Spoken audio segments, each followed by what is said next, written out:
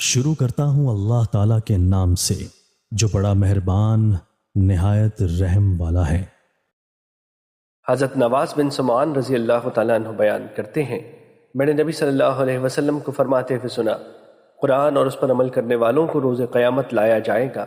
سورہ بقرہ اور سورہ آل عمران اس قرآن کی صورتوں کے آگے ہوں گی، گویا وہ سیاہ بادل ہیں یا دو سائبان ہیں، ان کے درمیان روشنی ہے، یا وہ پرندوں کے دو غول ہیں جو صفیں باندھے ہوئے اپنے پڑھنے والوں کی طرف سے جھگڑا کریں گی۔ مشکوٰۃ المصابیح حدیث نمبر 2121۔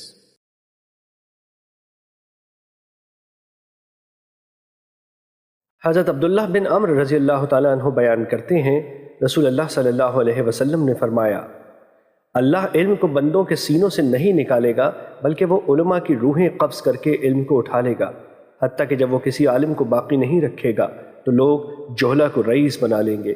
جب ان سے مسئلہ دریافت کیا جائے گا تو وہ علم کے بغیر فتویٰ دیں گے، وہ خود گمراہ ہوں گے اور دوسروں کو گمراہ کریں گے۔ مشکوٰۃ المصابیح حدیث نمبر 206۔